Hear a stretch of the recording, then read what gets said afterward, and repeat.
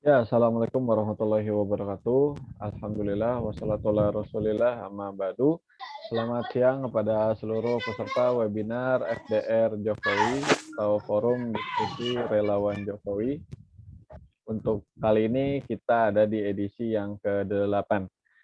Adapun pada edisi kali ini kita mengambil tema revisi pasal-pasal karet UU ITE sebagai implementasi suara presiden di negara demokrasi. Sebelum webinar ini kita mulai, perkenalkan saya Muhammad Nurul, operator webinar kita pada siang hari ini. Pada hari ini ada beberapa hal yang perlu disampaikan. Yang pertama adalah webinar ini terbagi menjadi 3 sesi. Sesi yang pertama adalah sesi penyampaian narasi dan juga opini oleh para narasumber. Untuk sesi yang kedua adalah sesi tanya jawab, dan untuk sesi yang ketiga adalah sesi closing statement dan juga puisi oleh Habib Jafar Sodik bin Yahya. Kemudian bagi para peserta yang ingin mendapatkan e-sertifikat, jangan lupa untuk mengirimkan e-screenshot ke grup peserta webinar FDR Jokowi, atau bagi yang belum masuk ke dalam grup bisa japri ke nomor yang akan saya kirimkan di kolom chat Zoom di bawah. Untuk itu, tanpa panjang kalam lagi, langsung saja kita perkenankan kepada Gus Soleh selaku koordinator webinar FDR Jokowi untuk memberikan pengantar. Kepada Gus Soleh, kami persilakan.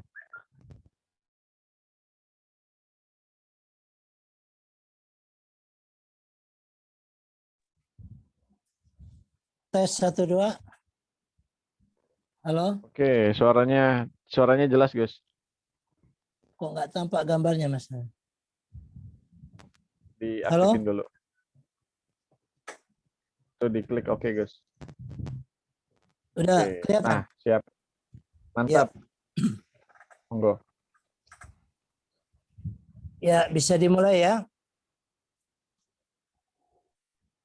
Assalamualaikum warahmatullahi wabarakatuh. Alhamdulillah. Summa salatu ala rasulillah wa ba'du. Selamat siang. Selamat sejahtera buat kita semuanya. Salam juang relawan Jokowi. Alhamdulillah, dengan memanjatkan puja-puji syukur kehadirat Tuhan Yang Maha Esa, pada siang menjelang sore ini kami membuka diskusi online atau webinar virtual Zoom FDR Jokowi yang ke-8 ini. Mudah-mudahan silaturahmi kita meskipun tidak ngopi-ngopi di depan meja, tetapi kita tetap terus saling silaturahmi, saling komunikasi melalui virtual Zoom ini. Karena memang inilah yang paling efisien dan yang diharapkan oleh Bapak Presiden kita, Pak Jokowi, karena masih berkepanjangannya pandemi COVID-19, sehingga kita tetap harus menjaga 3M bahkan 5M kan gitu. 1M aja kita nggak punya uangnya ya, apalagi 3M sampai 5M kan gitu ya. Yaitu diantaranya untuk mencegah daripada kerumunan. Nah, di sini kita berkerumun dengan 100 orang lebih ya, tetapi dengan menjaga jarak. Karena Gus di Banten ya, terus operator Zoom kita di Jakarta, dan juga moderator kita Bang Ronald ada di Jakarta ya, dan juga teman-teman yang lainnya, bahkan ada yang di luar pulau. Mudah-mudahan pertemuan ini dapat membawa berkah dan manfaat buat kita semuanya. Kawan-kawan, para sahabat juang relawan Jokowi yang kami cinta sayangi, kita sama-sama mengetahui bahwasanya Bapak Presiden kita Pak Jokowi terlahir dari rahim reformasi. Beliau asli new atau grass ya, nggak ada produk ataupun beban daripada masa lalu. baik itu beban Orde Lama ataupun Orde Baru. Beliau adalah terlahir dari generasi reformasi. Hanya seorang pengusaha mebel ditakdirkan oleh Allah menang jadi wali kota sampai jadi gubernur dan jadi presiden pada 2 periode ini. Akan tetapi ada sesuatu yang memang mengganjal, yang mana di era reformasi ini adalah era kebebasan. Sebelumnya di era Orde Baru, demokrasi kita dikebiri dengan takutnya moncong senjata, sehingga ya jangankan yang tinggal di kabupaten, apalagi di tingkat 1 atau gubernuran, bicara sedikit tentang suksesi, tentang cendana. Di pojokan desa di kecamatan saja jarum jatuh, itu apabila terdengar babinsa, kita tidak sampai 1 kali 24 jam mesti diciduk. Di tahun 2008, insya Allah bila nggak salah, nanti narasumber untuk membetulkan. Kita sama-sama tahu di situ badan yang mengurusi masalah hukum-hukum di Indonesia atau legislatif membuat undang-undang tentang ITE. Ya. Dan di zaman Presiden Jokowi, karena undang-undang tersebut sudah ada, hanya sedikit diperbaiki. Nah, di tahun 2017, yaitu di saat Pilkada DKI Jakarta, Ahok vs Wanabut kan gitu. Nah, ini awal mulai terjadi suatu bentuk hate speech atau ujaran kebencian, maraknya hoax, dan juga bentuk-bentuk fitnah saling berseliweran di media sosial ini. Bahkan Indonesia seakan-akan seperti perahu pecah kan begitu ya. Terjadi diametris kelompok yang pro kepada Presiden Jokowi yang saat itu disebut cebong sama Bang Ronald kan gitu ya. Dan kelompok sebelah disebut kampret. Alhamdulillah karena luar biasanya Presiden Jokowi ya, akhirnya rival daripada presiden kelompok sebelah dirangkul, bukan hanya ketuanya, bukan hanya capresnya, tapi cawapresnya juga pada pergantian daripada kabinet kemarin ini, dua-duanya dirangkul sehingga tidak ada lagi 01, 02, yang ada 03.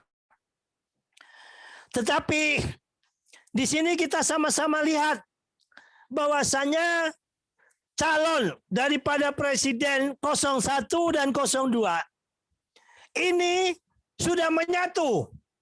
Ini luar biasanya presiden kita Pak Jokowi mengamalkan apa yang diperintahkan di dalam Pancasila, yaitu kerakyatan yang dipimpin oleh hikmat, kebijaksanaan dalam permusyawaratan perwakilan. Yang mana hakikatnya demokrasi kita adalah demokrasi mufakat. Meskipun ya kita sudah sebenarnya keluar jalur melakukan demokrasi yang sangat liberal, bahkan seperti Amerika mungkin lebih kan begitu. Tetapi di situ musyawarah mufakatnya tetap diambil oleh Presiden Jokowi dengan diambilnya calon presiden dan wakil presiden di dalam kabinet. Bapak Ibu, para peserta webinar, abang-abang dan nona-nona semuanya yang kami cinta sayangi. Permasalahan ini tidak berhenti di sini, ya. Di dalam pilpres atau suksesi, itu bukan hanya calon seorang diri. Banyak bandar-bandar yang berkepentingan. Nah, di sini mungkin ada ya dari bandar-bandar ini yang masih merasa rugi atau tidak terakomodasi atau kepentingannya justru dengan capres dan cawapres dari 02 ini masuk dalam kabinet. Nah, mereka ini merasa dirugikan. Akhirnya senantiasa terus membuat suatu bentuk polemik yang mana padahal saat ini kita diuji oleh Allah. Bukan hanya di Indonesia, tapi di seluruh dunia. Dengan adanya pandemi COVID-19 yang berkepanjangan ini. Jangankan orang-orang yang di bawah Gus ya, kayak Gus sendiri begini ya. Selama 1 tahun lebih ini, bukan hanya makan nasi kan begitu ya, tetapi makan mobil ya, mobil dimakan karena nggak ada yang dimakan, dijual ya untuk mengisi stres dan lain sebagainya agar otak ini tidak jumut, agar bisa apa? Work at home, bekerja dari rumah. Karena keahlian Gus ceramah dan juga berdiskusi, maka melakukan webinar baik melalui apa? FDR Jokowi maupun agama cinta ini. Ya. Hasil terjual ya kan, motor terjual. Karena apa? Biaya-biaya sendiri ya. Semuanya ini kita lakukan karena kecintaan kepada bangsa dan negara kita. Kalau memang sudah nggak punya uang sama sekali, lucu ya, kita ini benar-benar pejuangnya Pak Jokowi. Narasumber dimintain apa? Saweran kan gitu. Atau juga ada sebagian teman-teman dari para partisipan. Tetapi kalau tidak ada ya, langkah-langkah yang semacam ini, yang mana kita memberikan pencerahan kepada warga masyarakat kita. Dari maraknya hoax, dari maraknya ujaran kebencian, dari maraknya fitnah-fitnah yang ada. Mereka menganggap bahwasannya fitnah-fitnah itu adalah bentuk kritik. Padahal mereka orang hebat katanya. Padahal mereka katanya apa? Katanya seperti apa? Disingkat aja ya, RG kan gitu ya. Nggak bisa membedakan masa antara fitnah dan kritik. Antara fitnah ya, antara kritikan yang membangun dengan bentuk ujaran kebencian.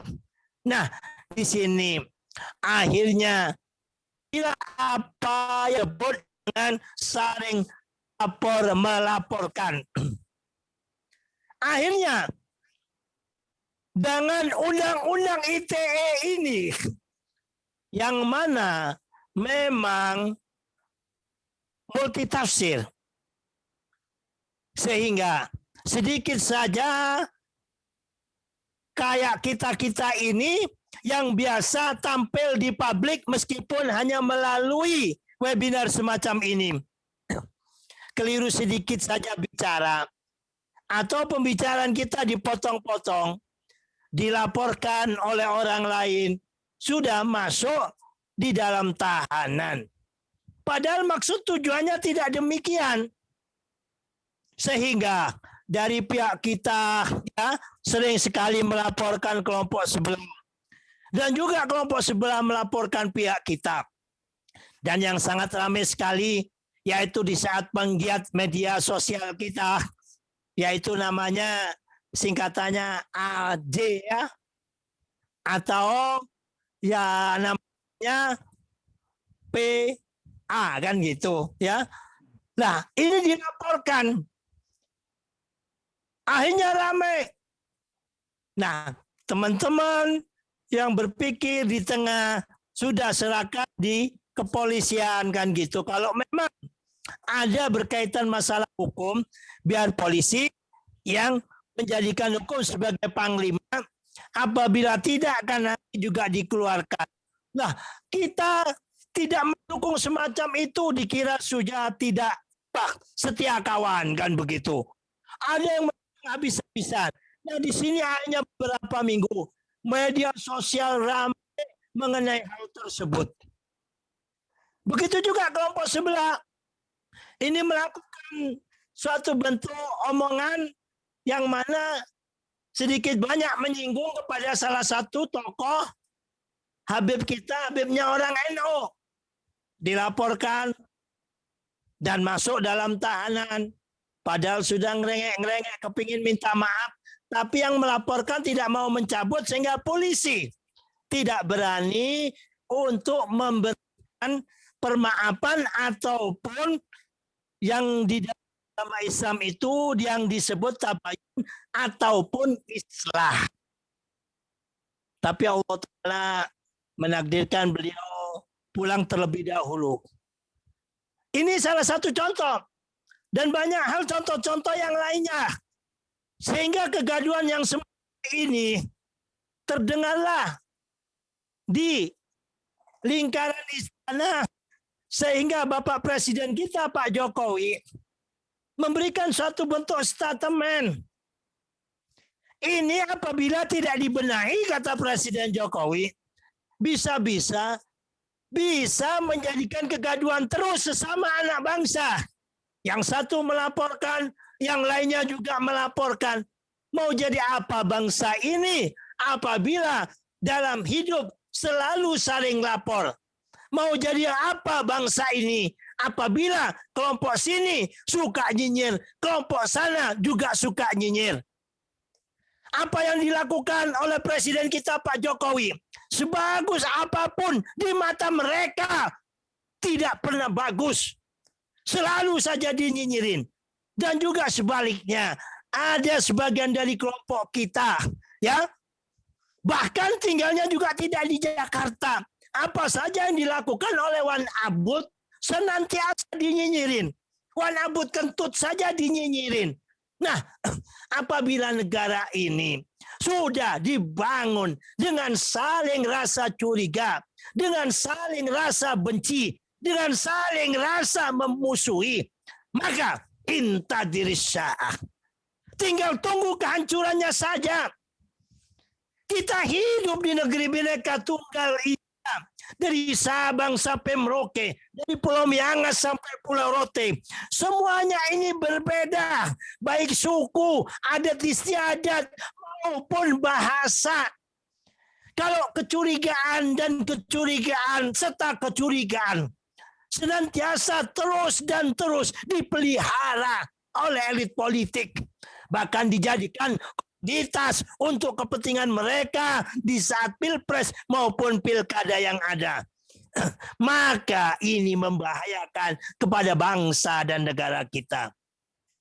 Ingat, di Timur Tengah, baik di Suriah maupun yang terjadi di daerah-daerah yang lainnya termasuk Yaman, ini sama-sama masih satu keturunan dari keturunan suku Arab ataupun etnis Arab. Mereka hanya perbedaan suku yang sangat sedikit. Dan agama yang mayoritas adalah Islam. Agama minoritas lainnya sangat sedikit, yaitu Kristen atau Katolik Ortodok yang ada. Dan sebagian kecil lagi yaitu Yahudi. Tetapi mereka berantem, bertikai, berperang sesama anak bangsa. Bukan dengan beda agama, dengan satu agamanya. Bukan dengan beda suku, tapi dengan satu suku. Sebab apa? Sebab kebencian demi kebencian. Senantiasa terus mereka tanamkan, yang mana dipelihara ini semuanya oleh para elitnya demi kepentingan politiknya. Sehingga apabila kelompok A hidupnya penuh dengan kebencian kepada kelompok B, begitu juga kelompok B penuh kebencian kepada kelompok A. Begitu ada satu kekuatan setan ataupun dajjal yang membawa nilai uang ataupun iming-iming yang lainnya, maka dengan mudah antar kelompok ini saling menghantam, saling berperang. Maka hormat dan respek kami yang luar biasa kepada Bapak Presiden kita, Bapak Jokowi. Beliau adalah presiden yang tidak punya beban. Yang ada pada dirinya adalah kerja. Siang malam berpikir demi kepentingan bangsa, demi kemajuan Indonesia ini.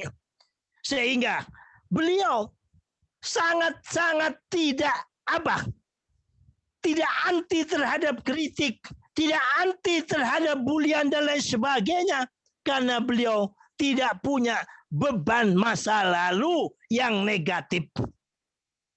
Ingat itu. Sehingga begitu ramai di media sosial yang ada, bahkan ada tokoh-tokoh yang pernah jadi presiden, yang pernah jadi wakil presiden, yang seharusnya bisa jadi bapak bangsa, bisa jadi guru bangsa seperti Gus Dur ataupun yang lainnya, merangkul presiden yang ada, memberikan nasihat yang ada, sehingga bisa lebih bermanfaat buat bangsa dan negara ini. Ternyata turut serta nyinyirin dan nyinyirin terus kepada Bapak Presiden kita Pak Jokowi. Padahal cukup jelas apa yang telah dilakukan dari Sabang sampai Merauke. Bukan hanya cerita, bukan hanya berupa bentuk apa, visi-visi saja, tetapi bukti konkret banyak infrastruktur yang telah dibangun dan diselesaikan. Banyak proyek-proyek dulu, baik itu bendungan-bendungan atau yang lainnya, yang mangkrak di saat presiden yang dahulu diselesaikan oleh Bapak Presiden kita Pak Jokowi. Tetapi senantiasa tetap terus dinyinyirin, ya, kalau kata mereka dikritik, padahal itu hakikatnya bukan kritik, nyinyir maupun apa, menghina ataupun memfitnah. Sehingga dengan tegas Bapak Presiden Jokowi mengatakan, ya, karena mereka bilang bagaimana kita bisa mengkritik apa pemerintahan yang sekarang ini, apabila mengkritik sedikit pasti ditangkap oleh apa, pihak aparat penegak hukum. Dengan tegas Presiden Jokowi mengatakan, apabila dengan undang-undang ITE itu menjadikan demokrasi ini tidak bisa berjalan dengan baik atau menghambat daripada demokrasi dengan tanpa beban, beliau mengatakan, ya, hulunya, ya, karena undang-undang ini bukan presiden yang membuat, undang-undang ini yang mengesahkan adalah parlemen, karena negara kita adalah negara tias politika. Sehingga dengan tegas Presiden Jokowi mengatakan, kalau memang hambat demokrasi, silakan revisi undang-undang ITE, terlebih-lebih pasal-pasal karet. Bahkan beliau dengan tegas tanpa beban juga mengatakan, bila perlu dihapuskan juga nggak apa-apa kok, kan gitu loh. Karena presiden kita senantiasa kerja dan tidak punya kesalahan masa lalu, sehingga tidak punya beban. Inilah yang sama-sama kita diskusikan pada siang hari ini. Hadir di hadapan kita para pakar-pakar hukum, ya. Ada pakar hukum dari teman-teman relawan Jokowi, ya.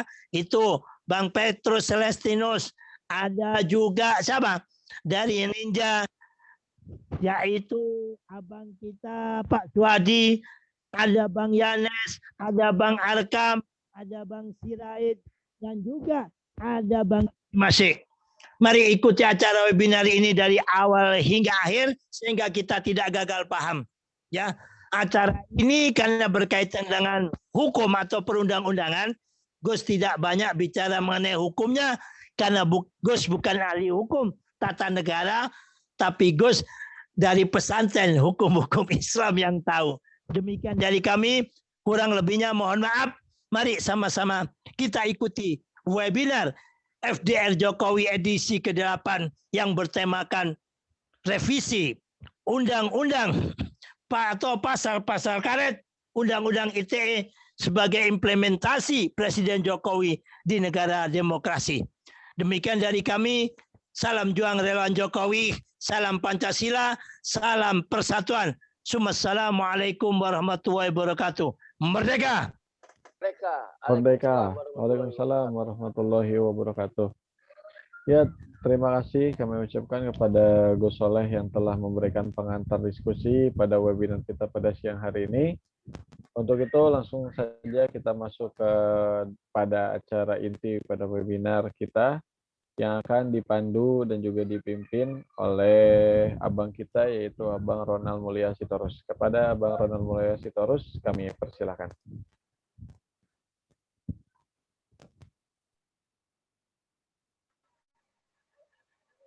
Assalamualaikum warahmatullahi wabarakatuh.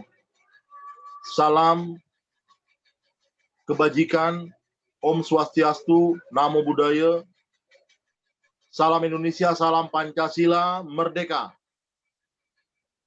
Hari ini tanggal 21 Februari kita akan bersama-sama melakukan webinar atau diskusi virtual dengan tema revisi pasal karet Undang-Undang Informasi dan Transaksi Elektronik sebagai implementasi suara presiden di negara demokrasi. Dari tema tersebut ada dua variabel. Yang pertama adalah revisi pasal karet Undang-Undang ITE. Variabel yang kedua adalah suara sebagai implementasi suara presiden di negara demokrasi. Nah, kita akan mendengarkan seperti apa pasal karet yang dimaksud dan kenapa harus dilakukan revisi. Karena dalam beberapa waktu yang lalu kita melihat berita bahwa Pak Jokowi menyampaikan kalau perlu, kalau Undang-Undang ITE tidak lagi memberikan keadilan, maka Pak Jokowi mengatakan akan meminta kepada DPR untuk melakukan revisi.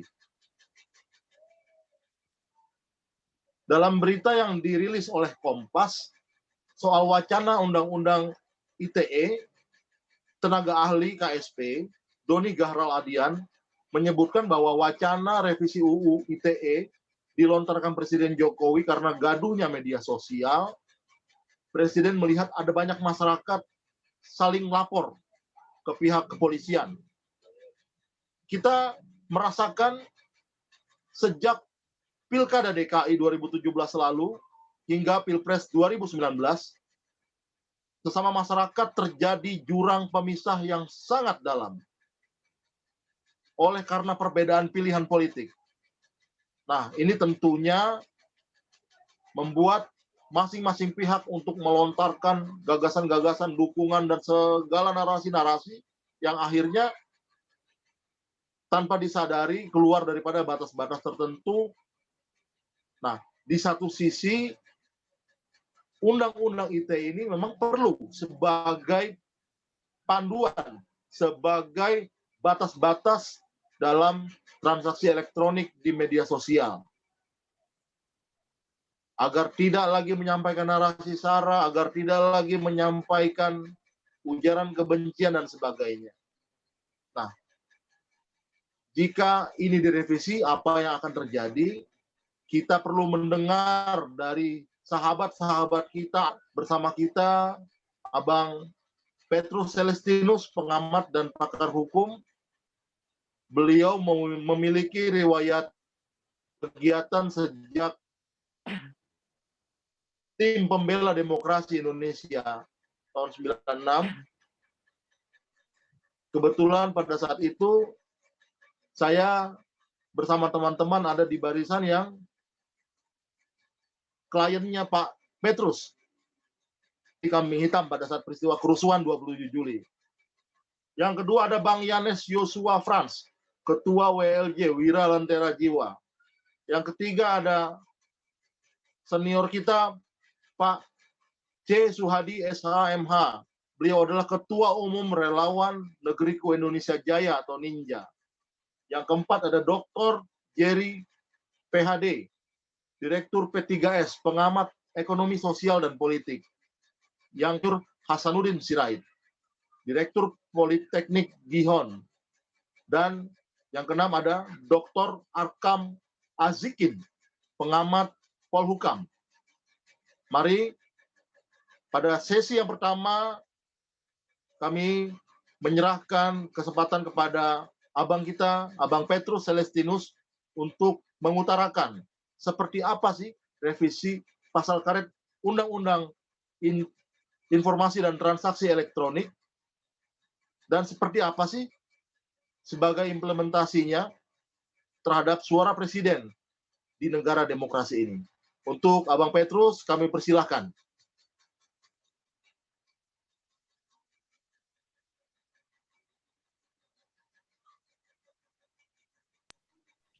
Bang Petrus, Ya, Petrus. belum kelihatan lagi, Bang. Belum di-unmute. Kayaknya keputus deh.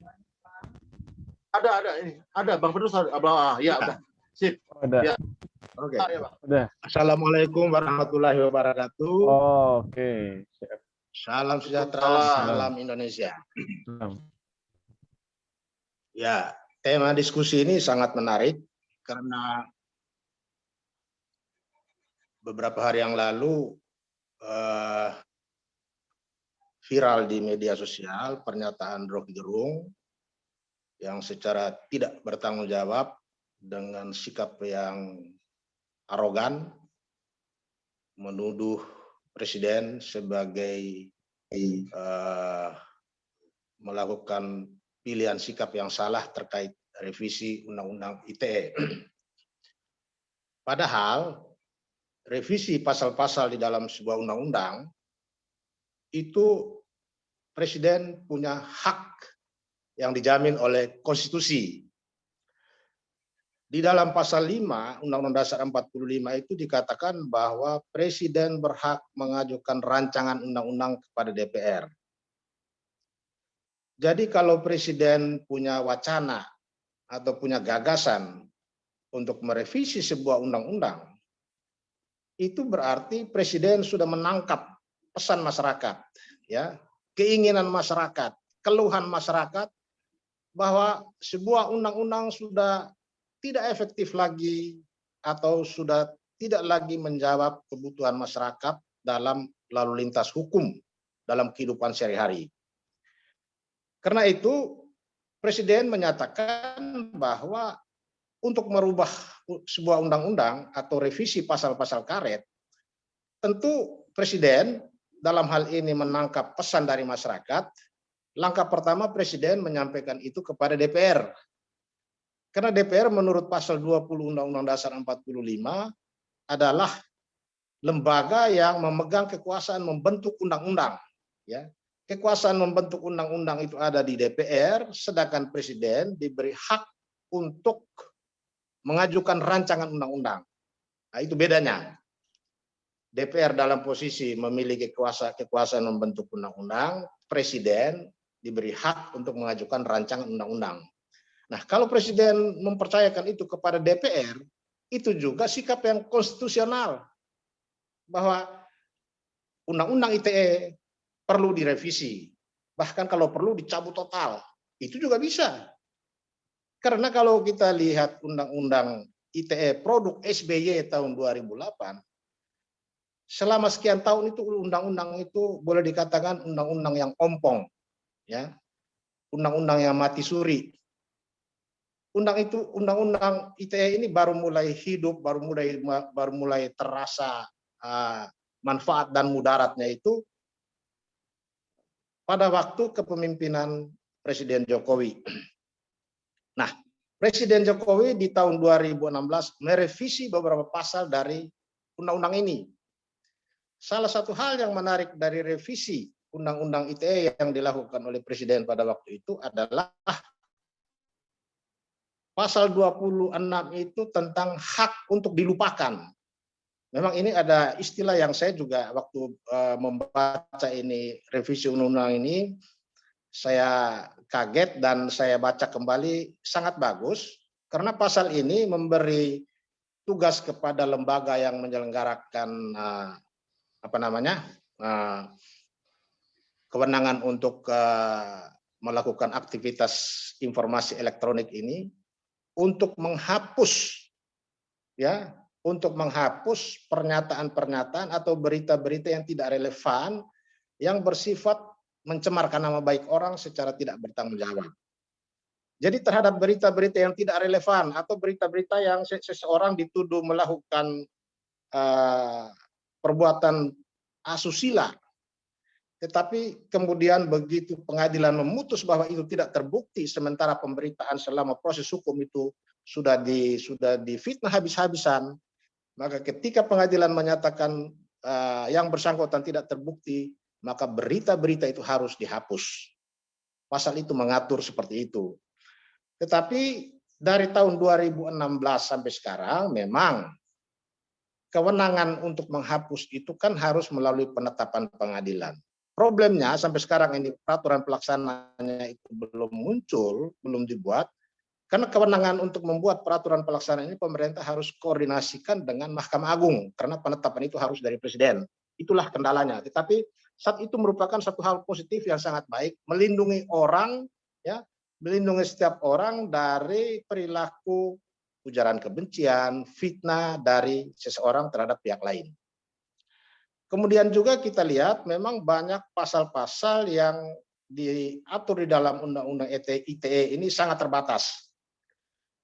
Ada 10 pasal atau 11 pasal yang mengatur tentang perbuatan yang dilarang.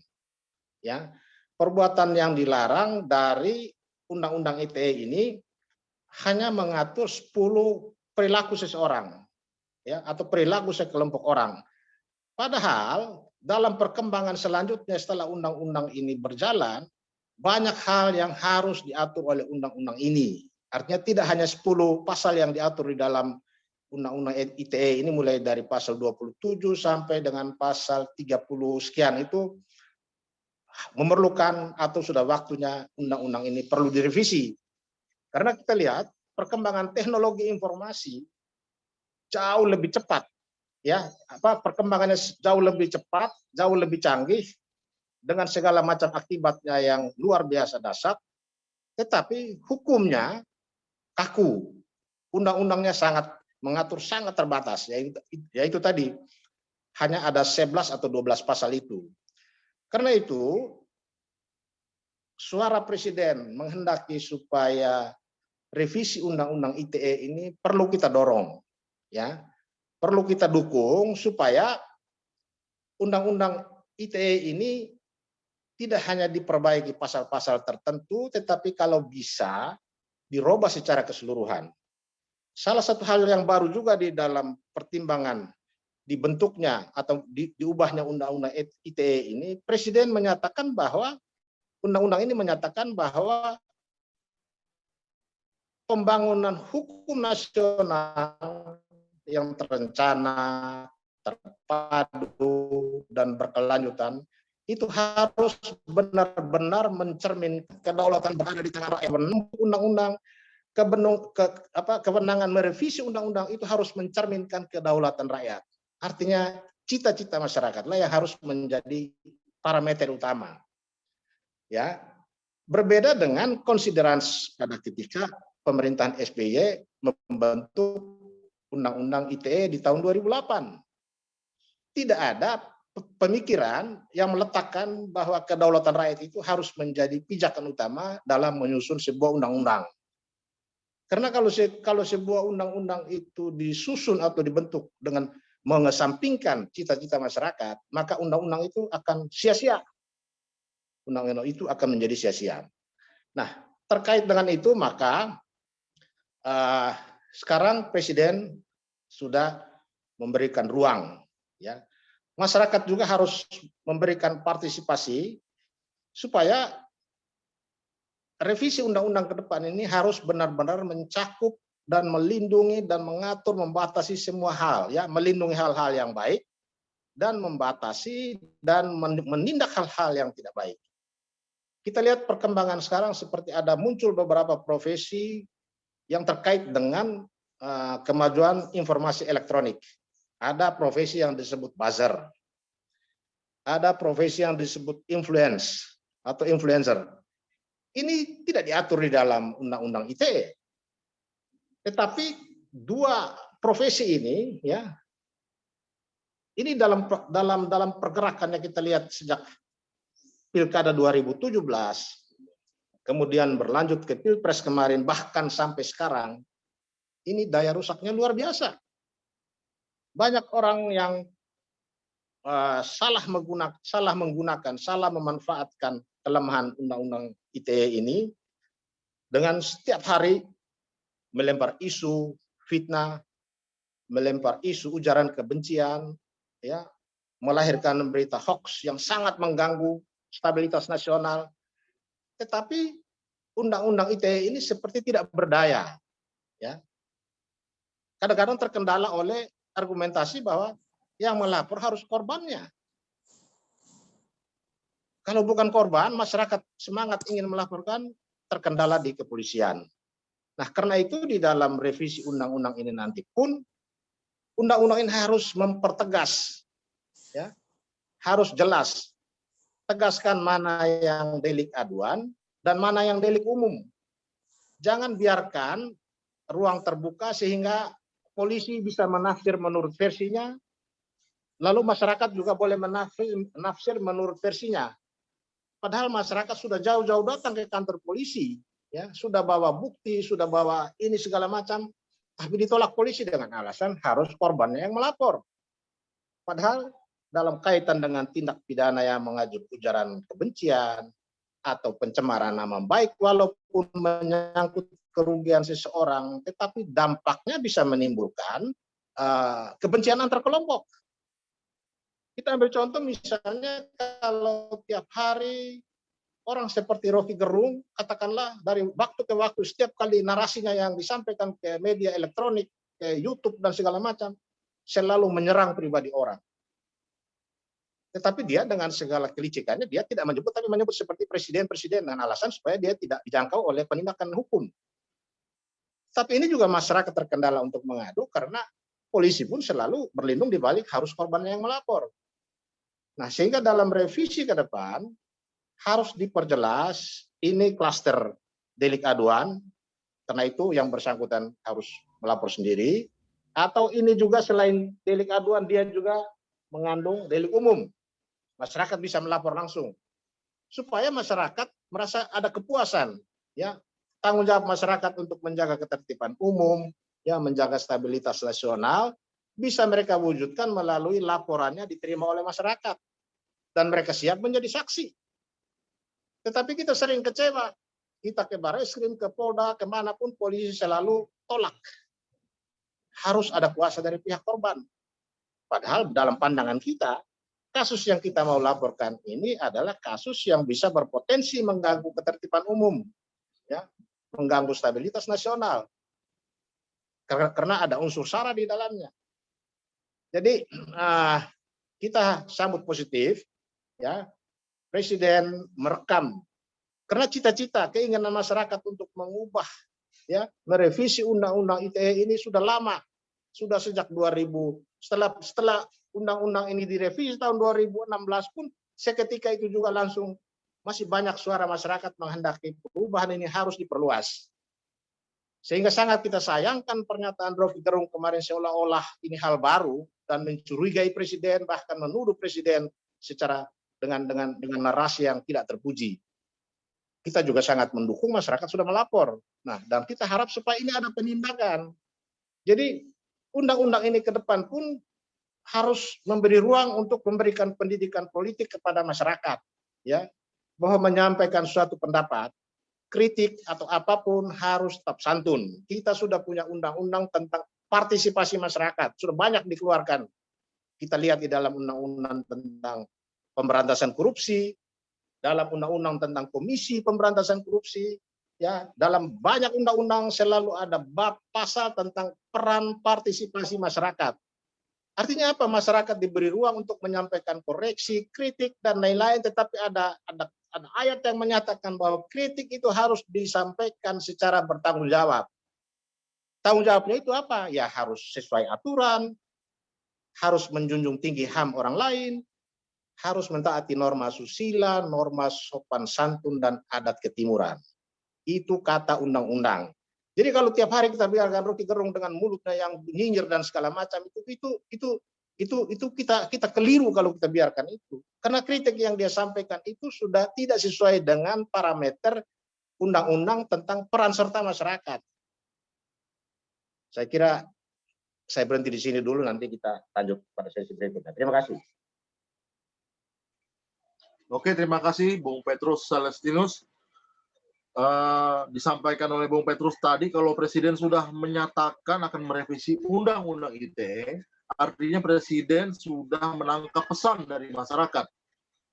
Yang kedua, harus diperjelas mana delik aduan dan mana delik umum, agar tidak memberi ruang kepada siapapun untuk menafsirkannya secara pribadi atau menjadi multitafsir, kira-kira begitu. Frans, Ketua WLJ, Wira Lentera Jiwa. Untuk Abang Yanes Yosua, kami persilahkan. Baik, apa suara saya sudah dapat didengar, Pak?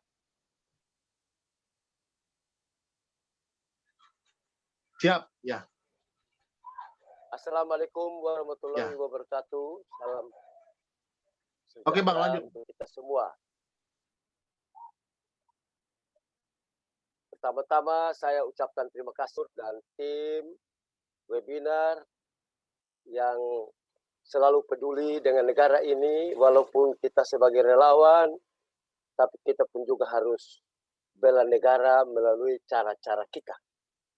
Ibu sekalian, saya tidak ahli dalam bidang hukum seperti juga apa yang dikatakan oleh Bapak Gus Soleh. Tetapi ada hal-hal penting yang ingin saya sampaikan pada kesempatan ini. Yang pertama mau saya sampaikan bahwa Presiden itu primus inter pares. Primus inter pares itu manusia yang mempunyai kedudukan yang sangat utama. Dan di dalam negara demokrasi, apabila presiden sudah bersuara, maka itu harus kita perhatikan. Apalagi kita relawan Jokowi. Dan tema ini begitu bagus. Dan saya anggap bahwa relawan Jokowi, dimanapun Anda berada, Anda masih tetap eksis di dalam membela negara ini melalui pembelaan terhadap Bapak Jokowi. Mengenai Undang-Undang Informasi dan Transaksi Elektronik atau ITE ini, saya mau terangkan dengan versi lain, bahwa begini. Pada awalnya kita harus lihat bahwa perkembangan teknologi ini begitu besar. Sehingga merupakan suatu keniscayaan apabila the high teknologi itu muncul. Nah, akibat dia muncul, tentunya ada dua hal. Jika digunakan dengan baik, bagus. Tetapi apabila digunakan dengan tidak baik, ini seperti yang kita lagi bahas sekarang. Tentang undang-undang atau peraturan. Undang-undang atau peraturan itu dibuat, tadi sudah dikatakan oleh rekan Pak Petrus Celestinus yang sangat saya banggakan. Itu semua untuk manfaat pada masyarakat dan juga pada negara itu. Itulah pentingnya undang-undang, peraturan. Nah, saya mau tinjau dari segi yang satu ini. Seandainya bangsa ini sudah melewati pendidikan yang pas, sesuai dengan nation and character building negara ini, maka tidak mungkin muncul orang-orang yang kurang ajar, orang-orang yang jahat, orang-orang yang tidak tahu sopan santun. Padahal mereka itu orang-orang pintar seperti misalnya Rocky Gerung.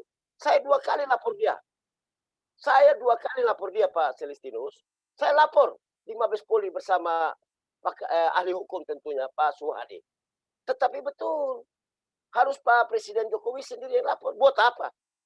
Saya pikir tidak ada guna seorang presiden turun untuk lapor Rocky Gerung. Dia jadi besar. Oleh karena itu, revisi undang-undang ini sangat dibutuhkan. Mungkin salah satunya bisa itu. Kita lihat delik itu. Atau, ya itu ahli hukum yang lebih tahu. Tetapi saya hanya memahami dari segi itu. Saya kasih contoh lagi. Dalam banyak hal, kita ini tidak sanggup untuk berbuat sesuatu akibat dibatasi oleh undang-undang. Siapa yang berani melanggar undang-undang atau peraturan? Kalau orang itu mengerti bahwa pelanggaran itu bisa berbahaya buat dirinya. Tetapi tentang Rocky Gerung ini, saya sudah pernah mengundang dia debat publik, di mana-mana video saya ada. Tetapi saya kurang tahu bahwa siapa di belakang dia. Tetapi bukan karena itu, karena undang-undang atau peraturan ini yang membuat pihak kepolisian tidak boleh gegabah dalam hal yang satu ini. Bapak Ibu sekalian, saya pun juga akan memberikan sedikit pencerahan barangkali ya, bahwa dengan adanya undang-undang ini, Bapak Ibu, sering hal-hal sepele, saya kasih contoh.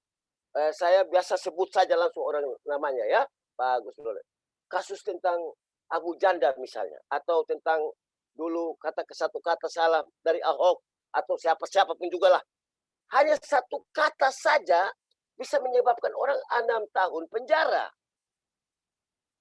Nah, kalau orang sadar, orang pintar, orang tahu, kalau begitu dia jangan berkata yang salah.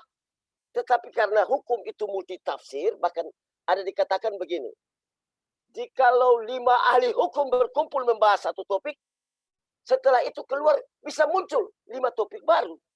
Ini masalahnya. Jadi ini juga suatu keniscayaan dalam hukum. Tetapi yang paling penting adalah kita hadir di sini untuk mendengar suara primus inter pares yang tadi saya katakan. Yaitu Bapak Jokowi. Artinya bahwa kita sementara bela negara ini. Kita sementara mendukung Bapak Jokowi sampai 2024. Beliau berakhir dengan insya Allah meninggalkan satu legacy yang baik buat bangsa dan negara ini. Kira-kira hanya segitu yang bisa saya sampaikan Bapak. Nanti baru kalau ada tanya jawab, baru saya lanjutkan. Demikian, terima kasih. Assalamualaikum warahmatullahi wabarakatuh. Waalaikumsalam. Terima kasih Abang Yanes Joshua.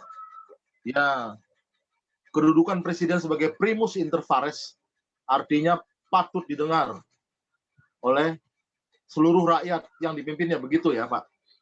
Ya, betul sekali Pak. Ya, tadi juga Pak Yanes Joshua mengatakan kalau dengan adanya undang-undang ini membuat masyarakat menjadi saling mengadu dan lain-lain. Artinya terjebak dalam suatu persoalan. Betul. Dan memang sebagai primus inter pares ini, apapun yang disampaikan patut ditindaklanjuti. Ya, betul Pak. Ya, kemudian kita akan mendengarkan dari pembicara selanjutnya, dari narasumber selanjutnya, Bapak C. Suhadi, advokat dan pengamat hukum. Beliau Ketua Umum Relawan Ninja, Ketua Umum saya ini, Pak Suhadi. Silakan Pak Suhadi.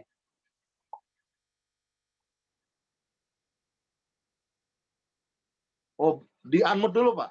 Di-unmute dulu. Ya, terima kasih Ronald. Terima kasih Ya. juga Gus yang telah mengundang saya. Pertama, saya mengucapkan selamat berjumpa dalam Zoom kali ini. Saya pertama, Assalamualaikum warahmatullahi wabarakatuh. Salam sejahtera buat kita semua. Om Swastiastu, Namo Buddhaya. Terima kasih. Baik, barangkali ini memang acara yang sangat menarik karena berkaitan dengan revisi Undang-Undang ITE. Saya menarik karena dari beberapa dokumen yang saya baca, revisi ini bervariasi. Ada yang mengatakan 8 pasal yang harus direvisi, ada yang mengatakan 3 pasal yang harus direvisi. Kalau saya melihat kepada usulan daripada Presiden yang barusan tadi juga saya dapat beritanya, itu ada 8 pasal, berarti roh daripada Undang-Undang ITE ini udah nggak ada lagi. Karena kenapa? Pasal-pasal tentang tindak pidana atau pengenaan pasal tindak pidana itu hanya 10 pasal. Dari pasal 27 sampai dengan 37. Nah, kalau 8 dibuang berarti tinggal 2 pasal. Berarti artinya Undang-Undang ITE ini udah nggak berlaku lagi. Gitu. Nyawanya sudah tidak ada. Barangkali saya akan menjadi pembeda dari pembicara, sorry ini Pak Petrus, ya, mungkin juga dengan yang lain-lain. Karena kenapa? Saya melihat undang-undang ini sebetulnya nggak ada yang salah gitu. Sebab setelah saya kaji daripada undang-undang ITE ini, persoalannya ada di mana sih? Itu ternyata ada di peraturan pemerintahnya. Gini, saya jelaskan dulu sebelum saya lebih jauh menjelaskan tentang masalah undang-undang. Di dalam undang-undang itu ada dua, ya, ada dua rumusan hukum yang berlaku, dan itu pasti harus ada. Satu, undang-undang yang mengatur tentang peraturan-peraturan. Dua, PP, peraturan pemerintah. Nah, ini satu dengan yang lain saling berkaitan. Saya sudah mempelajari berkaitan PP tentang Undang-Undang nomor 11 tahun 2008. Itu ada PP nomor 71 2019. Di dalam PP itu saya hampir-hampir tertawa karena PP itu tidak mengacu secara rumusan bagaimana tentang masalah tindak pidana. Misal di dalam pasal 27, 28, ya, penjelasan di dalam PP itu nggak sinkron dengan apa yang ada di dalam pasal-pasal, misalnya pasal 27 itu ada 4 pasal. Di situ hanya mengatakan berkaitan dengan informatika. Hal-hal yang lain itu tidak diatur. Gitu. Contoh, saya kasih contoh yang paling gampang lah ya. Misalnya undang-undang tentang perkawinan. Di dalam undang-undang perkawinan, di mana PP itu sangat jelas diatur. Apa sih yang disebut dengan perkawinan? Terus kemudian apa sih yang dimaksud dengan agama? Apa sih yang dimaksud dengan catatan sipil? Itu. Karena itu semua berkaitan dengan masalah perkawinan.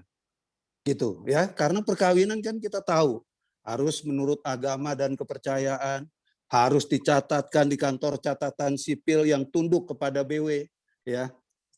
Dan kemudian harus menurut agama dan kepercayaan. Itu. Nah, kalau kita lihat di sini, ya, acuannya menurut saya itu kan sebetulnya bukan dalam konteks pasalnya. Oke lah, misalnya di dalam pasal 27, barangkali ini yang menjadi muatan disebut pasal karet. Dan saya jelaskan juga apa yang disebut dengan pasal karet. Apa sih sebutnya karet? Karet kita tahu ya, itu seperti gelang, ya. Karet itu bisa ditarik, ya, bisa mengkerut, ya, bisa juga memanjang. Bisa juga kemudian kembali lagi mengkerut. Artinya nggak ada kepastian di sini. Kenapa dikatakan pasal karet? Ya karena tidak ada kepastian ini. Sehingga terjadi multitafsir. Seperti yang dikatakan tadi. Oleh karena itu, supaya tidak menjadi multitafsir, bagaimana cara mengaturnya? Ya buat dong PP yang benar. Buat dong peraturan pemerintah yang benar. Jangan kita dijebak karena Jokowi diserang. Kalau saya lihat kan ini Jokowi sudah diserang kan. Presiden sudah diserang oleh PKS, oleh PAN dan lain sebagainya. Ayo dong revisi. Karena ini begini, karena ini begini. Ya. Dan kalau ini terjadi benar-benar direvisi besar-besaran, orang kita aja ada undang-undang udah gaduhnya kayak begini, apalagi nggak ada undang-undang. Barangkali ributnya 10 kali ini, barangkali 100 kali ini. Barangkali setiap hari kita hanya melihat narasi yang membuli presiden, membuli pemerintahan. Bagus tidak? Tidak. Jujurlah, siapa sih yang sanggup dengan bulian-bulian seperti itu? Tidak. Ya seperti tadi dikatakan. Presiden mengatakan bahwa Rocky Gerung mengatakan bahwa ada ini. Presiden begini. Itu kan hanya satu orang Rocky Gerung. Bagaimana kalau muncul ratusan Rocky Gerung lain yang terus membuli presiden? Pengeng juga dengerinnya. Manusia loh kita. Kita nggak mengatakan seperti tadi yang dikatakan, bahwa presiden siap untuk dibully. Saya tidak mengatakan seperti itu. Presiden sama dengan saya, presiden sama dengan yang lain. Punya perasaan, punya emosi, punya kemauan-kemauan yang hidupnya tenang. Ini yang harus kita jaga. Makanya saya bilang, ini jangan menjadi jebakan Batman. Kita mengikuti arus. Menurut saya, kalau memang kita peduli dengan undang-undang ini, ayo, PP kita perbaiki. Ya, peraturan pemerintah ini harus menjadi senjata untuk bagaimana mengimplementasikan gerakan penyidik dalam memproses perkara-perkara IT. Kalau itu nanti udah jelas, misal saya katakan, misalnya gini ya, di dalam pasal 27 itu kan ada 4 kriteria yang mengandung narasi kejahatan atau narasi tindak pidana. 1, narasi kesusilaan. 2, narasi perjudian. 3, narasi nama baik. 4, di situ pemerasan, ancaman kekerasan dan pemerasan. Contoh yang paling gampang, tadi kita mengatakan setuju dengan pasal 3 ini adalah pasal karet. Karena nama baik itu ukurannya menjadi susah. Di mana dimensi bahwa orang dikatakan itu melanggar dan lain sebagainya, itu memang tidak ada aturan yang jelas. Nah, oleh karena ketidakjelasan di dalam aturan dalam pasal 27 ayat 3, ayo dong PP-nya kita perbaiki. Kita atur di situ. Apa sih yang dimaksud dengan nama baik? Apa sih yang dimaksud pencemaran? Gitu. Itu menjadi standar. Karena saya katakan, kan polisi kalau seandainya menjalankan sesuatu, itu kan tidak hanya kepada undang-undang basicnya, tetapi kepada peraturan pemerintah. Karena peraturan pemerintah daripada undang-undang itu sendiri, itu mempunyai kaitan yang sangat erat. Gitu. Jadi sekali lagi, kita jangan sampai terjebak. Ini jebakan yang nanti bisa merusak kita. Saya udah katakan sekali lagi ya, ada undang-undang aja, ramenya udah kayak gini. Apalagi nanti 10 pasal dengan 2 pasal yang diinikan, ya. Mungkin juga ini digergaji sama DPR, kita gak tahu ya. Nanti yang malah nanti menyulitkan presiden, kan menjadi konyol gitu kan. Ya. Tadi orang menjadi sangat bisa dan sangat bebas berekspresi untuk ngata-ngatain presiden, bilang presiden ini, presiden itu, dan lain sebagainya. Ini tentunya bagi kita sebagai relawan, kita harus menyayangi presiden. Ya, kalaupun mau diperbaiki, misalnya, ini kan pasal 27, ancaman hukuman memang sangat tinggi ya, hanya cuma ngomong bla bla bla bla, kenanya 6 tahun, dendanya 1 miliar. Ini berat. Barangkali masa hukuman ini dikurangi. Ada 2 alternatif kok. Misalnya ya, nggak perlu dihukum. Misalnya hukumnya percobaan. Ini kan nggak ada nuansa-nuansa yang tertuang di dalam undang-undang ini. Barangkali ya kata 6 tahun itu dikurangi menjadi 3 tahun atau menjadi 2 tahun, tapi dengan masa percobaan dan sebagainya. Karena dimensi hukum adalah dimensi yang variatif dan variabel yang bisa diatur, bisa ditentukan sesuai dengan kebutuhan. Saya udah bilang kalau teruskan ini kita masuk dalam jebakan Batman. Tadi saya juga melihat bahwa Pak Petrus mengatakan bahwa ini juga harus ada klaster. Mana yang disebut delik aduan, mana yang disebut delik pidana biasa. Artinya kalau pidana biasa nggak usah dilaporkan, polisi langsung bisa bertindak. Itulah namanya perkara-perkara yang disebut dengan delik-delik biasa, delik-delik tindak pidana umum. Tapi delik aduan itu harus ada orang yang mengadu. Harus ada pihak yang dirugikan dan ada orang yang mengadu. Nah, ini mungkin menarik. Menariknya kenapa? Tadi Pak Yanes sudah cerita. Kita udah pernah laporin Rocky Gerung ya, sama Mabes Polri. Kita udah bawa bukti 3 hari kalau nggak salah kita ada di Mabes Polri. Begitu kita melaporkan tentang Rocky Gerung yang menghina-hina presiden, jawaban SPK di Mabes Polri sederhana. Pak, yang harus melapor presiden. Kalau Bapak pun yang mau melapor, ya harus ada surat kuasa. Nah, ini kan repot menurut saya. Makanya menurut saya, kan presiden ini mempunyai keistimewaan. Beri dong keistimewaan kepada relawannya, di undang-undang itu diterapkan, ya, bukan kepada ansih bahwa harus presiden yang melapor. Saya itu tidak sependapat. Karena presiden remeh-temeh begini nggak perlu bekerja lah. Biar kita ini relawan yang bekerja, gitu ya. Terima kasih karena saya yakin masih banyak yang menunggu pembicaraan-pembicaraan berikutnya. Pesan saya ya kepada teman-teman, kalau memang kita mau masuk pada ranah ini, karena ini adalah ranah yang seksi, ya revisi atau penghapusan pasal-pasal, ayo dong kita terlibat. Kita ada di dalam itu, kita usul kepada DPR, relawan Jokowi mau aktif di dalam perubahan undang-undang ini. Terima kasih. Assalamualaikum warahmatullahi wabarakatuh. Waalaikumsalam warahmatullahi wabarakatuh. Terima kasih Pak Suhadi. Ya, Pak Suhadi ini justru berbeda dalam pandangannya mengenai revisi pasal karet Undang-Undang ITE. Pak Suhadi menjadi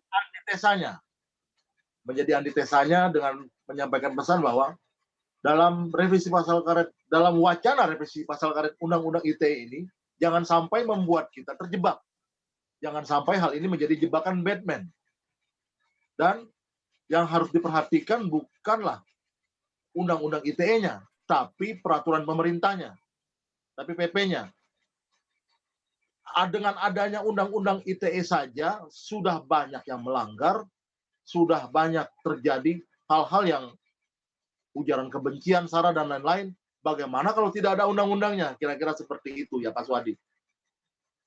Iya, ini menjadi antitesanya ya. Ini kita perlu mencari untuk kesimpulan akhir, mungkin nanti teman-teman bisa semuanya untuk menyampaikan. Kemudian ada Bapak Dr. Jerry PhD, Direktur P3S Pengamat Ekonomi Sosial dan Politik. Untuk Bapak Dr. Jerry PhD, kami persilahkan. Ya, selamat sore semua. Assalamualaikum warahmatullahi wabarakatuh. Waalaikumsalam. Salam sejahtera ya, shalom buat kita semua, Om. Santi Om. Ya, pada hari ini webinar yang sangat menarik ya. Terima kasih buat Mas Gus, abang saya ini ya. Juga saya lihat ada WLJ di sini ya, Bung Janus Frans. Teman-teman, memang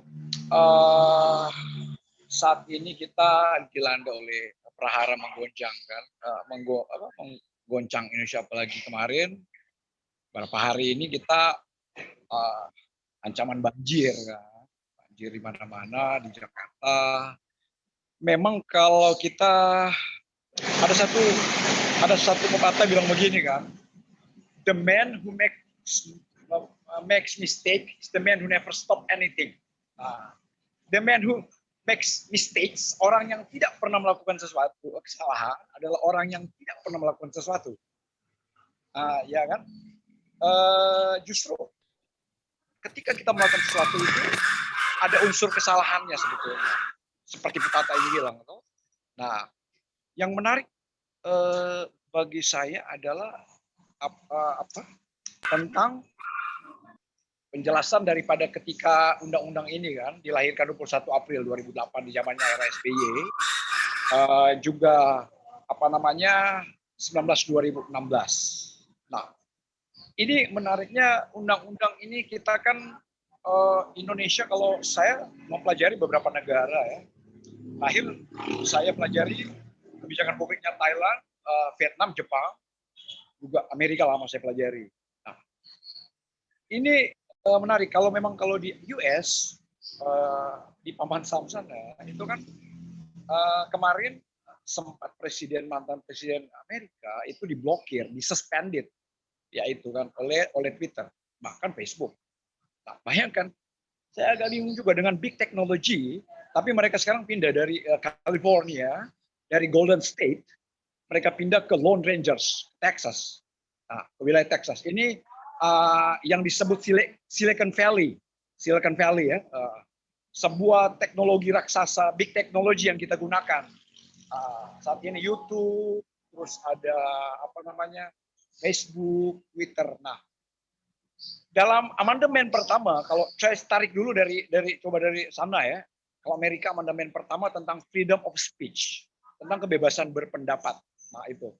Tetapi pada amandemen ke-15, amandemen ke-14, presiden itu kalau di sana itu kan sempat kemarin kan heboh toh tentang kerusuhan di Capitol itu. Nah, mereka mau impeachment toh, tapi memang saya juga bingung, negara sebesar Amerika kok sudah mantan presiden mau di impeachment lagi. Ini yang paling saya sampai agak bingung, puyeng juga mikirnya kan, impeachment di Amerika.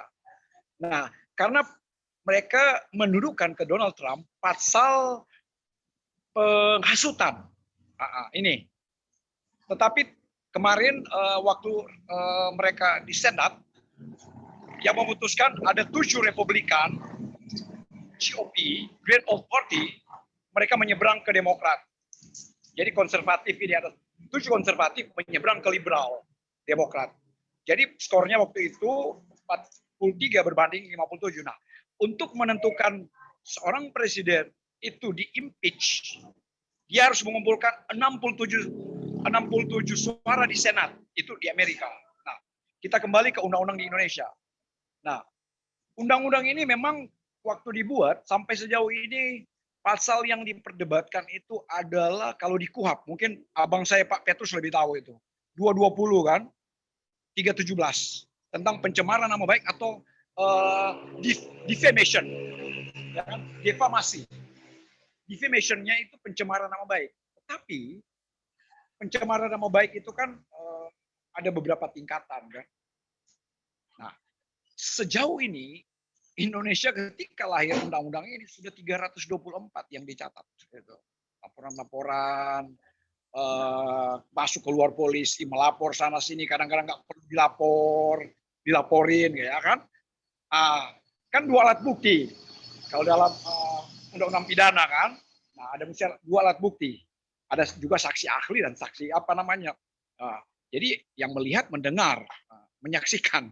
Nah, saya bingung itu loh.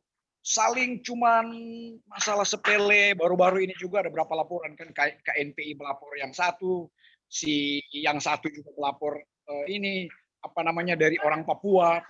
Jadi bagi saya ini dunia lapor melapor itu Indonesia jago, paling jago. Apalagi yang bingung ini kita paling hebatnya di remisi dan revisi, ya kan? Orang-orang koruptor itu diremisi. Waduh, ada kemarin semua itu dari apa namanya dari Kementerian Hukum dan HAM itu dikeluarin semua kan. Saya sebetulnya waktu itu sudah ngomong jangan dikeluarin semua penjahat-penjahat kaliber gitu. Ada pembunuhan terjadi kan waktu itu di Aceh di mana itu karena penjahat-penjahat yang sudah berapa kali di penjara dikeluarin gitu loh. Kita kan begini. Saya nggak persalahkan siapa-siapa di sini, nggak ada yang kita persalahkan, nggak ada. Kita bangun negeri ini kan lewat pemikiran yang konstruktif. Nah, tetapi yang menyayat hati saya begini, ngomong, waduh kan Facebook, kalau Facebook itu kan cepat sekali kan, terkena pasal ITE 27 itu ayat 3 itu paling banyak di sana itu kan paling banyak dilapor itu kan pasal itu kan 11/2008 pasal 27 ayat 3 di sana itu paling sering dilaporin itu tentang pencemaran nama baik. Nah, ada 2, contohnya ada 2 ya. Saya bilang saja, sebut saja namanya apa ya? Jangan nanti saya dilaporin lagi pencemaran nama baik. Contohnya namanya ALO, ALO kan, ALO. Nah, maka ditulislah, mungkin saya sebagai seorang jurnalis, saya menulis bahwa itu ALO mati, satu ya, mati. Ini filsafat, sedikit filsafat. Kedua, ALO meninggal dunia. Saya dulu pernah mensomasi waktu di Manado, 2 media besar. Satu itu memang menggunakan nama saya, tapi mereka kan ada hak jawab, mereka rubah. Nah, alangkah baiknya kan kalau dalam perdata kan itu kan ada beda kan hukum apa namanya melakukan tindakan pidana murni gitu loh sama one prestasi kan itu kalau perdata itu kan nggak langsung ini gitu loh ada tingkatannya dulu kan ada mungkin Pak Petrus lebih tahu gitu ada pra peradilannya baru ada penangguhannya kalau KPK tidak ada penangguhan KPK itu ketika OTT dia itu langsung tersangka itu nggak ada lagi mau penangguhan tahanan kalau OTT itu KPK undang-undang KPK undang-undang 3199 2001.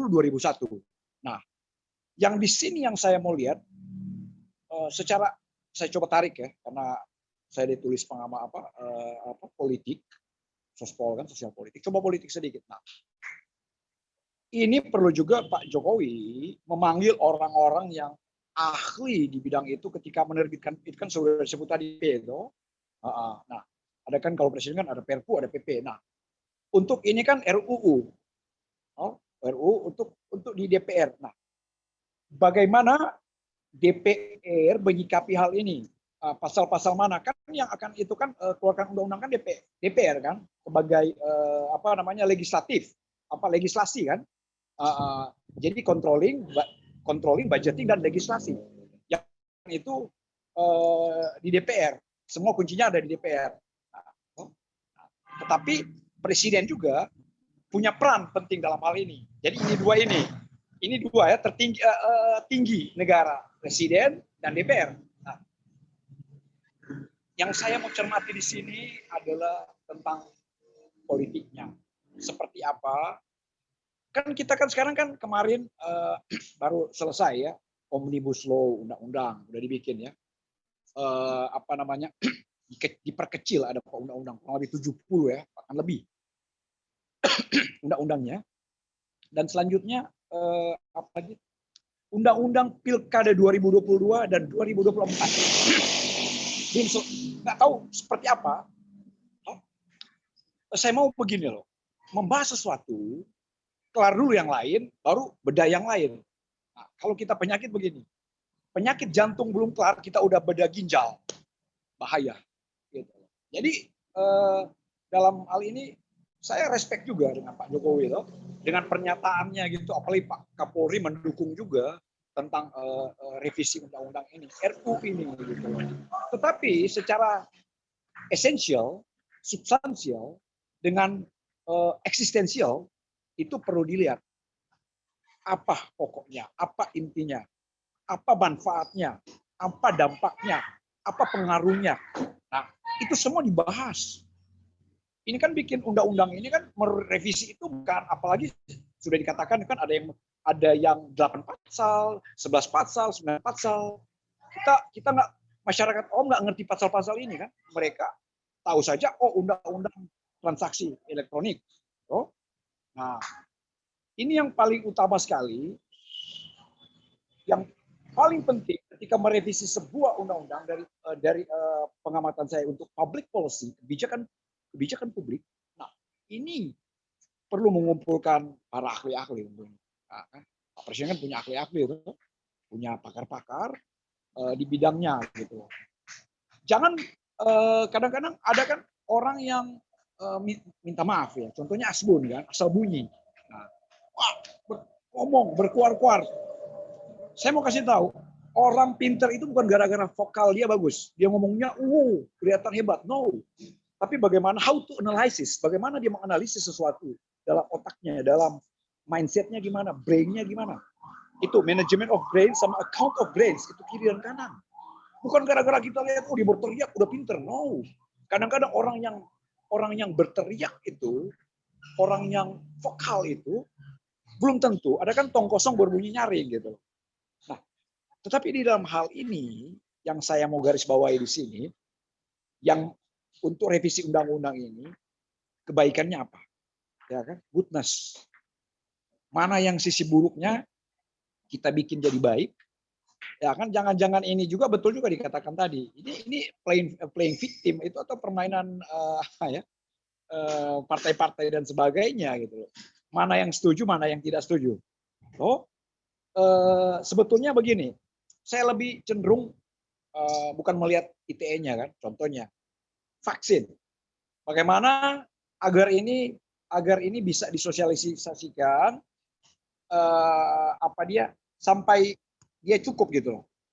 Nah, penggunaannya seperti apa, bagaimana sosialisasinya, terus kita juga pikirkan anggaran, karena kalau udah mau habis divaksin juga anggaran duit kita itu kan seperti apa, tanda tanya. Anda yang menjawab. Nah, paling utama itu sebetulnya, yang paling utama di antara yang utama itu adalah kesehatan.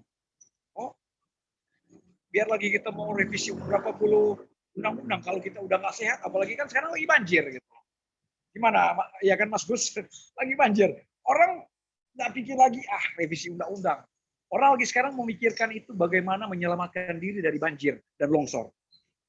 Itu yang sebetulnya yang saya perlu garis bawahi di sini. Hal utama yang istilahnya begini, what the matter most, atau first thing first. Nah, itu dulu yang saya mau sampaikan, barangkali akan lanjut dengan ada tanya jawab dan sebagainya. Terima kasih banyak buat Bung Moderator. Ya, terima kasih Bung Jerry Masih. Jadi Bung Jerry ini menyampaikan bahwa tadi ada sedikit contoh kasus dari Amerika ya tentang jadi impeach di Amerika, dan untuk undang-undang ITE pesan Bung Jerry adalah perlu dilihat lagi apa manfaatnya, apa gunanya, apa tujuannya daripada revisi undang-undang ITE. Seperti itu kira-kira Bung Jerry ya. Betul, karena kalau tidak dilihat apa benefitnya, impact-nya, influence-nya, pengaruhnya kan bahaya. Jadi kita juga para relawan-relawan kan lagi apa gitu loh. Jadi pentingnya di diskusi ini kita boleh share satu dengan yang lain biar Pak Jokowi juga bisa mendengarkan kan setiap aspirasi dan inspirasi kita. Terima kasih. Ya. Oke, terima kasih Bung Jerry Masih. Selanjutnya ada Insinyur Hasanuddin Sirait, Direktur Politeknik Gihon. Siap, Bung? Terima kasih. Siap. Ada kedengaran, Pak? Dengaran, sudah. Ya, siap. Oke, terima kasih. Nah, saya sudah dengar tadi Pak Yohanes, Pak Yeris, Pak Suhadi, sama Pak Jerry Messi. Itu sangat mendukung semua ya. Namun perlu kita lihat semangat Pak Jokowi ini sekarang ini, kita nggak terpikir bahwa Pak Jokowi sudah berpikir sebelumnya. Ya, terutama undang-undang ITE yang ada sekarang itu masih didominasi oleh undang tradisional, elektronik tradisional. Contohnya tanda tangan lah, pengiriman file lah. Pengiriman file sekarang kan boleh pakai apa? Pakai disket, pakai apa? Pakai plastik, pakai chip, kan gitu kan? Nah, cukup cemerlang sekali.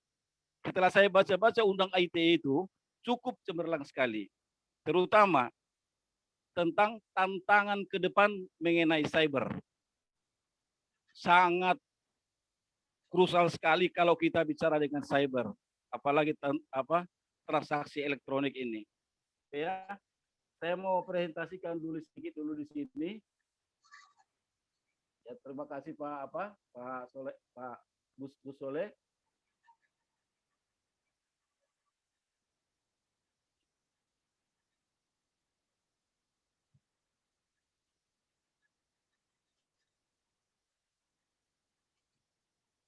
Oke. Nah, pertama-tama Pak, waktu SBY dulu, pemerintahan SBY itu Undang-Undang Nomor 11 tentang ITE. Di sana tidak ada masalah karena tidak ada yang diperbuat. Kan begitu. Sekarang pada saat Jokowi tahun 2016 banyak sekali masalah. Karena Pak Jokowi sangat berpikir ke depan. Ya, makanya muncul dia Undang-Undang Nomor 18 tahun 2016.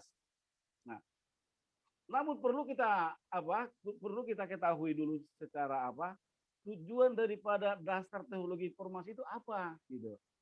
Meningkatkan manusia dalam melakukan aktivitas, meningkatkan manusia dalam dikarenakan waktu dan jarak, meningkatkan manusia dalam risiko jika dilakukan pertemuan langsung, meningkatkan manusia dalam melakukan pekerjaan yang rumit, meningkatkan manusia dalam melakukan penelitian. Nah, itulah fungsi daripada perkembangan teknologi itu. Baru yang sekarang ini yang Pak Jokowi pikirkan sekarang ini adalah ini dia kejahatan cyber ke depan. Makanya perlu dia ingin merevisi undang-undang ITE itu tentang penipuan phishing, tentang malware, tentang bom mail. Nantinya bom mail akan bisa serentak di seluruh dunia yang dilakukan oleh negara asing ke Indonesia ini. Apa yang Indonesia mau perbuat? Nggak bisa kalau tidak ada undang-undang yang mengatur.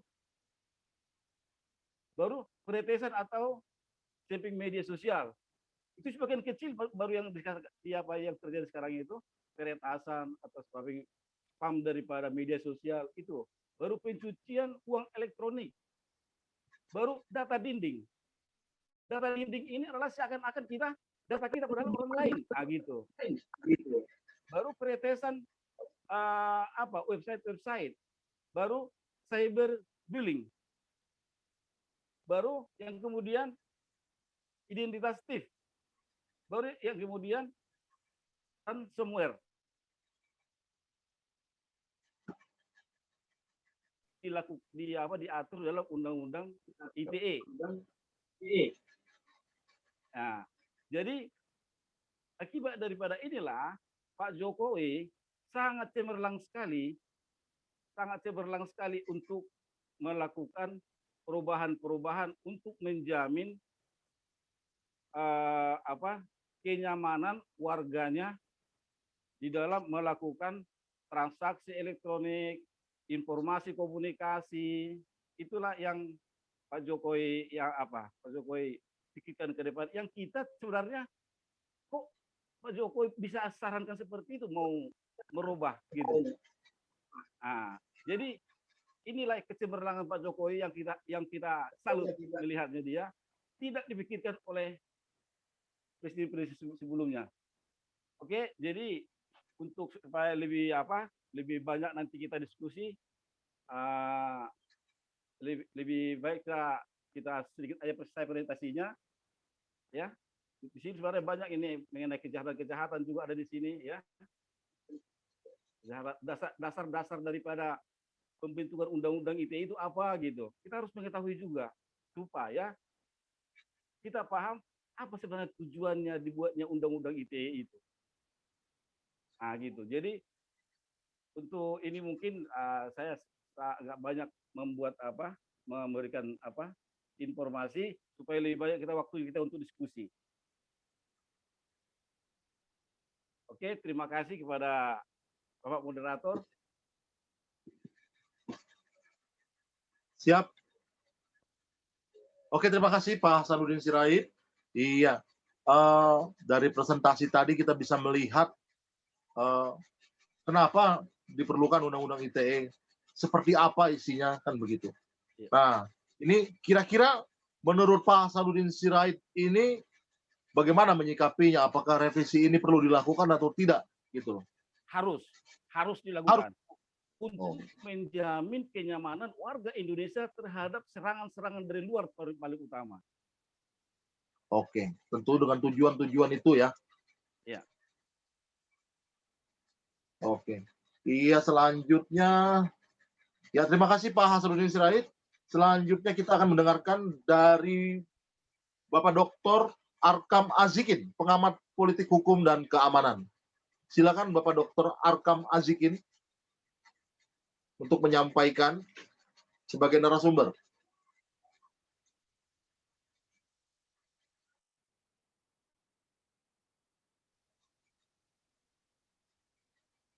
Bapak Dr. Azikin, Bapak Dr. Arkam Azikin, monitor.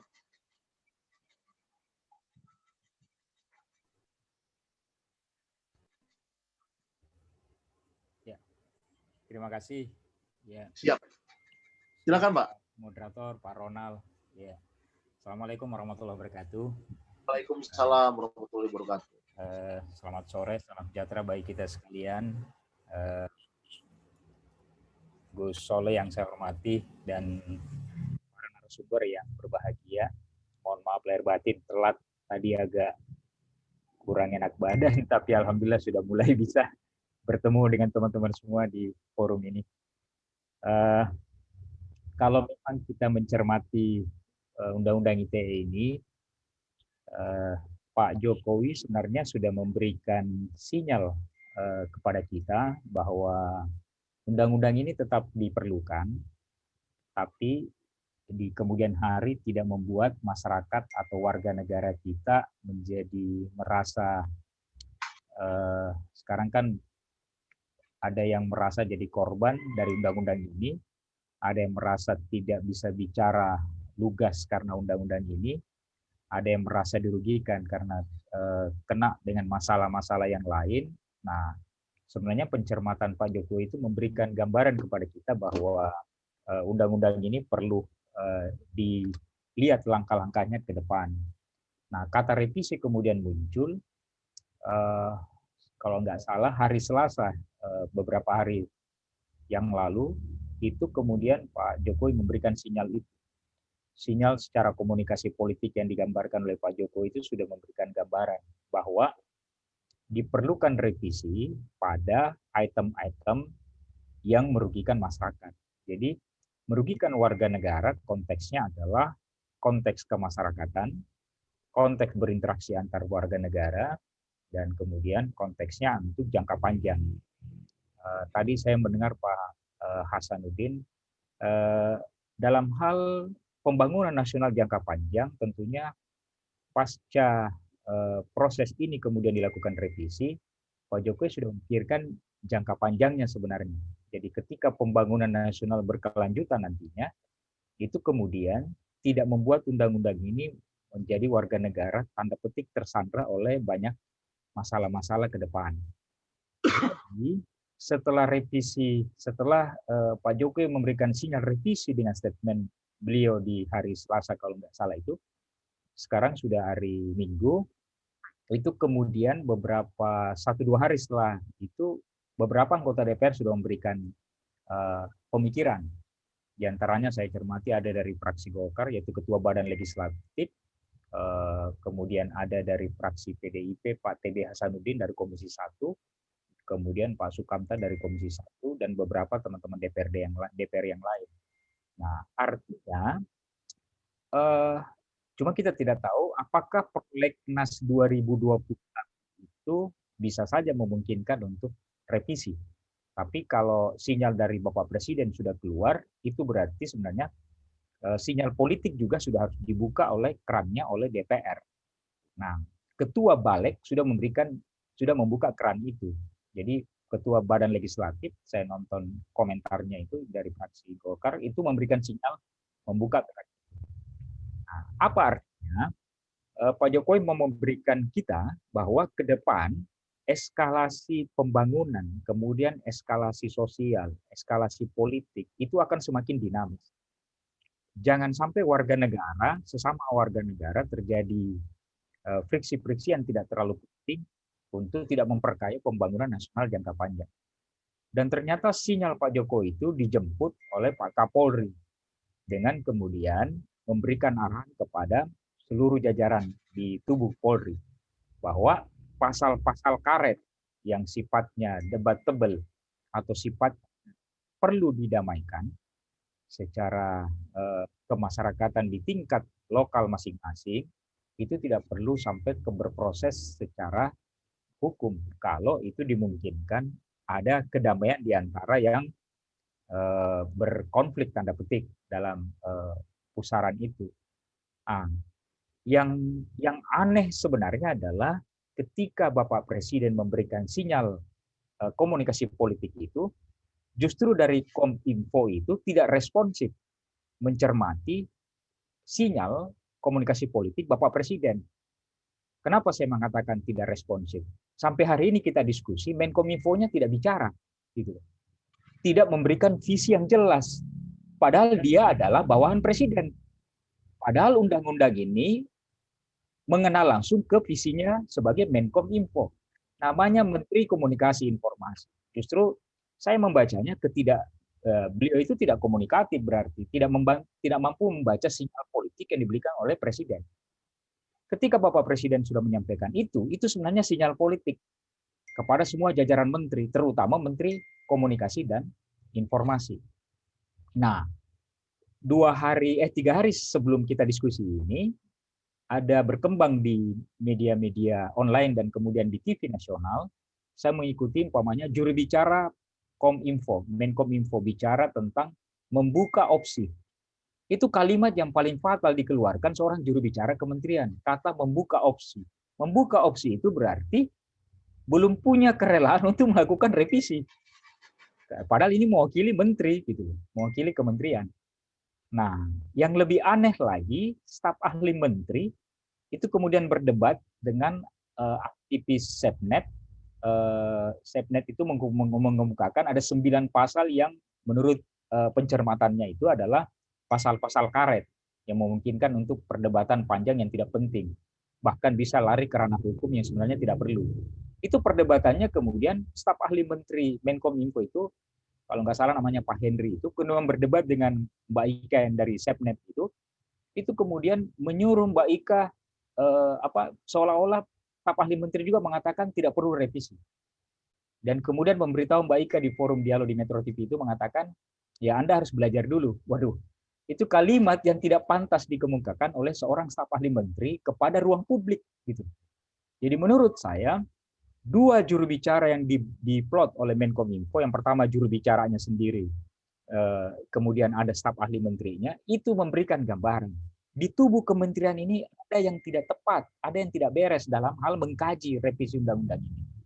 Presiden sudah memberikan sinyal, harusnya dia langsung ngomong besoknya atau beberapa jam kemudian bahwa sinyal dari Bapak Presiden itu kita akan lakukan segera membahas DIM atau daftar interpretasi masalah-masalah yang krusial itu, kemudian kita akan segera ajukan ke DPR atau ke Komisi 1 karena ini partnernya adalah teman-teman di Komisi 1.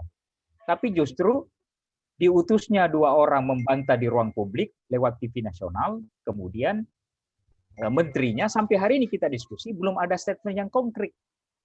Nah, saya ya dengan rasa ya kita sebagai tanggung jawab moral mengawal proses pemerintahan ini semakin kondusif, ya jangan-jangan di kementerian itu tidak ada kajian-kajian yang tepat dalam arti membantu presiden dalam hal memberikan solusi-solusi, dalam hal mengejawantahkan visi dan misi pembangunan presiden.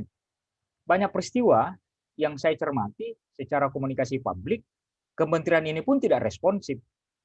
Banyak tanda petik serangan-serangan yang tidak perlu, harusnya Menkominfo itu lebih duluan bicara dalam hal mencermati pembangunan nasional yang kemudian diplor kepada publik, tapi justru terkesan hanya satu yang saya selalu kalau nonton menterinya ngomong tuh, hanya selalu bicara hoax gitu.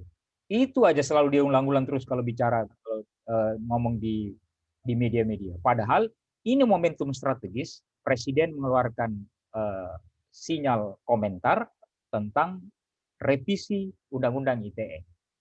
Nah, akademisi sudah memberikan masukan, para teman-teman aktivis LSM sudah memberikan masukan. Tadi beberapa gambaran sudah disampaikan oleh Pak Hasanuddin Sirait juga. Memang sangat strategis undang-undang ini, tapi sekali lagi ingat, ancaman cyber kita ke depan itu semakin rumit. Itu ada dalam format ini, yang kemudian kita bisa jaga sama-sama untuk memberikan masukan kepada DPR di Komisi 1 nanti kalau revisi, kalau memang diajak, kemudian sebagai sinyal juga memberikan masukan kepada Bapak Presiden tentunya. Mungkin itu sementara sebagai gambaran. Yang terakhir, apakah saya tertarik tadi beberapa poin, apakah kemudian undang-undang setelah revisi itu kemudian Kementerian Kominfo mampu mengawalnya dengan baik lagi, karena itu adalah aplikasi tugas presiden itu ada di kementerian. Nah, itu yang menurut saya perlu diperjelas juga ke depan.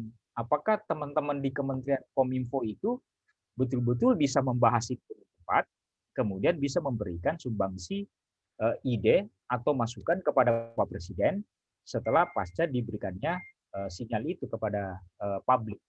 Nah, tentunya nanti perdebatan publiknya diuji di Komisi 1 karena ini menyangkut revisi.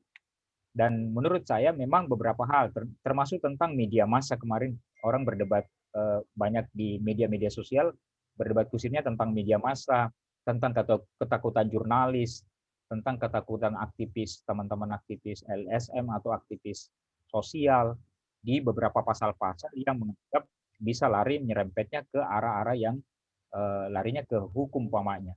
Nah, itu pasal-pasal karet yang menurut saya pencermatan ketika Pak Jokowi memberikan sinyal komunikasi publiknya. Nah, sebenarnya pasal-pasal karet ini yang perlu kita membantu beliau untuk memikirkan itu supaya tidak terjadi kontra di publik hanya gara-gara pasal karet. Dan sayangnya ya itu tadi, sampai hari ini kita diskusi, saya belum menemukan ada visi yang jelas dari menterinya sendiri, Menkominfo. Justru Pak Kapolri yang memberikan sinyal cepat, yang memberikan arahan, jangan ada perdebatan di tingkat jajaran tentang pasal-pasal karet itu. Kemudian kalau ada perdebatan warga negara, kalau bisa Kapolres, Kapolseknya mempertemukan, kalau masih bisa dalam konteks tidak lari ke pidana. Gitu. Mungkin itu, mungkin teman-teman nanti lebih memperkaya dan lebih lebih mematangkan lagi. Saya kembalikan ke Mas Ronald, Assalamualaikum warahmatullahi wabarakatuh. Waalaikumsalam warahmatullahi wabarakatuh. Terima kasih Bung Dr. Arkam Azikin.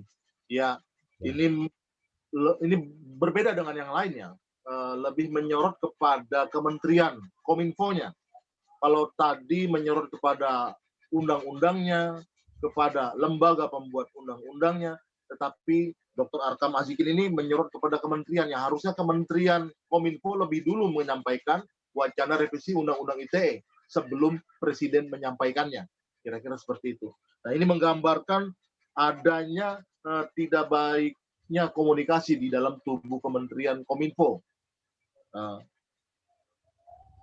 Sinyal revisi Undang-Undang ITE ini harusnya disampaikan terlebih dahulu oleh Kemenkominfo sebelum Presiden menyampaikan.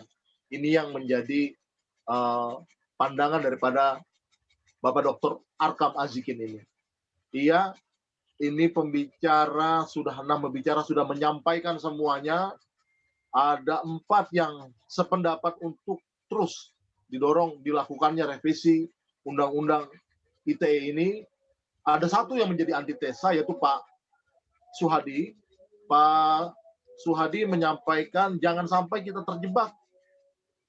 Ada undang-undangnya saja sudah banyak pelanggarannya, apalagi kalau tidak ada undang-undangnya, lalu dihapuskan dan lain-lain. Nah, sebentar, satu lagi Pak Dr. Arkam Azikin menyampaikan bahwa ada kurang chemistry-nya antara Kementerian Kominfo dengan Presiden. Harusnya Kementerian Kominfo ini bisa menyampaikan wacana revisi Undang-Undang ITE ini lebih dulu sebelum Presiden menyampaikannya. Ya, selanjutnya kita akan masuk pada sesi tanya jawab ya. Tanya jawab. Gimana Bung Nurul? Bang Nurul monitor, Bang Nurul. Monggo silakan sesi tanya jawab selanjutnya. Ya, sesi tanya jawab dipersilakan